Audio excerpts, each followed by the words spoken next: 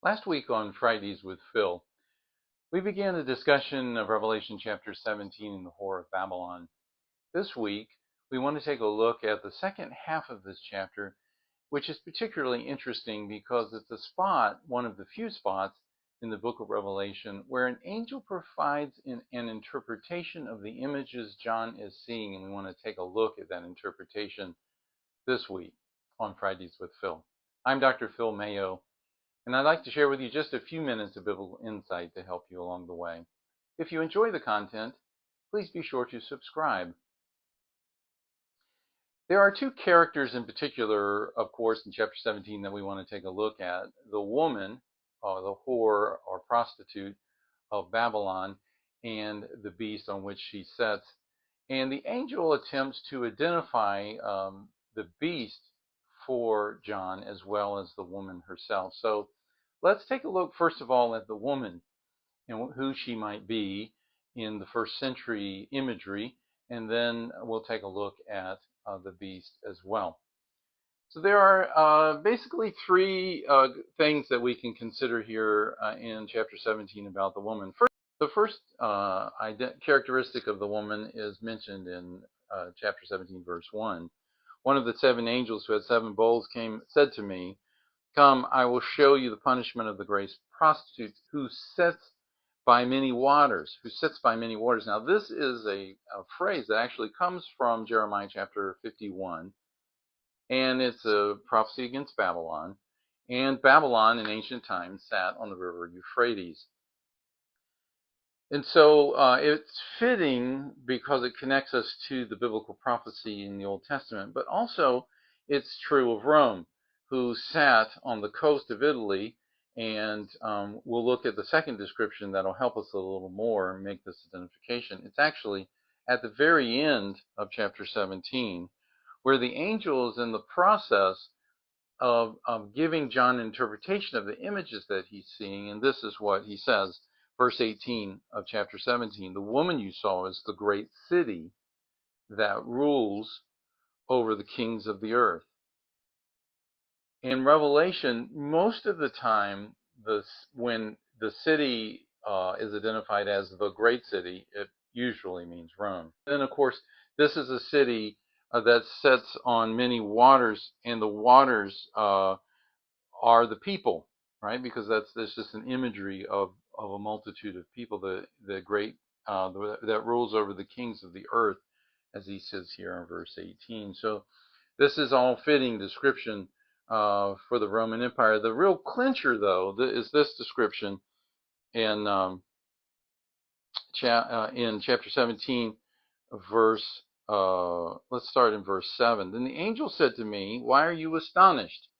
I will explain to you the mystery of the woman and of the beast she rides, which has 7 heads and 10 horns. The beast which you saw once was, now is not, and yet will come up out of the abyss and goes to its destruction.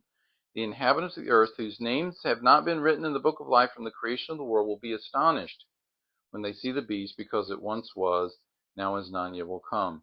This calls for a mind with wisdom. This is an expression we also heard in Revelation 13 with regard to the mark of the beast, 666. The 7 heads are 7 hills on which the woman sits. Now, it was well known in the ancient world that Rome was celebrated as the city that sits on 7 hills. It was on coins. It was even celebrated in a festival that was called the Septiminium, in which Rome was celebrated as the city on 7 hills. So when the first century readers would read this apocalypse, they would immediately have thought of Rome. So the identity of the woman appears to be Rome. Well, she's riding a beast that's made in the image of Satan. She's drunk with the blood of the saints. She drinks the wine of her adulteries and gives the nations to drink of it. So all the nations are in collaboration with Rome, and she stands for everything that's ungodly, that is idolatrous and oppressive and greedy. All of those things will come out, especially in chapter 18 as well. So we'll see that. So the woman appears to be Rome, And the beast is also appears to be the Roman Empire, because the beast's heads have not only been identified as 7 hills, but they've also been identified as 7 kings. The beast is also identified as one that once was, now is not, and yet will come. This is twice, once at the beginning of verse 8, and once at the end of verse 8. This, of course, is clearly a parody of the identification of God that we've seen 4 times in the book of Revelation, the one who is and was and is to come. So you see Satan's kingdom and the earthly structures that represent his kingdom through which he operates are all counterfeits of what God has produced. Even the beast himself, who is described in chapter 13 as having a head that has a fatal wound that has been healed, sounds a lot like the Lamb, who looks as if he's been slain, but he's standing in the midst of the throne. And the Lamb has 7 eyes and 7 horns, and the beast has 7 heads and 10 horns. And we talked about how in Revelation 13 that the dragon, the beast, and the false prophet are a parody of the Trinity. They're the unholy Trinity in the book of Revelation. So you can see kind of what's going on here with this. Now, the angel goes on to describe the beast's head as kings. And of course, the assumption is, because of everything else suggesting the Roman Empire, that these are Roman emperors. But we don't know which Roman emperors. That's one of the big problems. 5 have fallen, one is to come. And then there's an 8th that belongs to the 7 that's not yet, but will come. These are all challenging things that no one's come up with a good answer for. There's lots of questions about, well, if these are 7 emperors, then where do we start counting? And the 5 who have fallen, who are they? Which one should we count? And the one is the one that is existing now. Is that the one under whom John is writing the Apocalypse? Well, many scholars believe that he's writing in the mid-90s under Domitian, but there's others who say that it's the late 60s.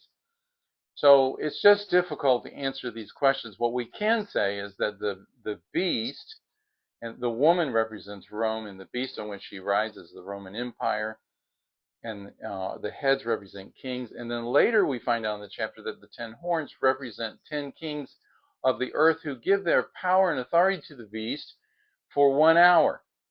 Now all of this is symbolic again. All the numbers in Revelation are symbolic. 10 seems to represent a full number, but one that is imprecise. In other words, it's not one that is a particular number, one that we can count, but it's a full number.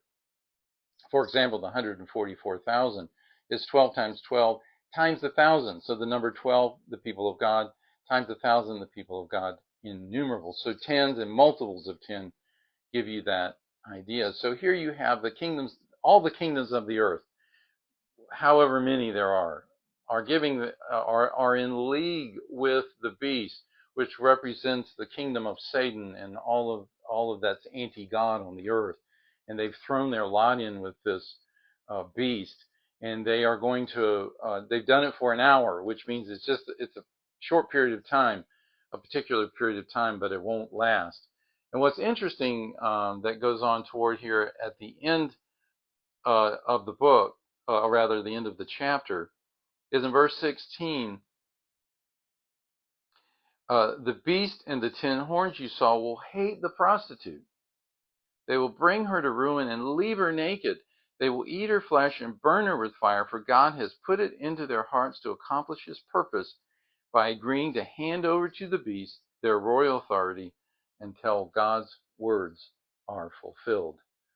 I just think this is really interesting. This is what we're going to see played out, of course, in chapter 18.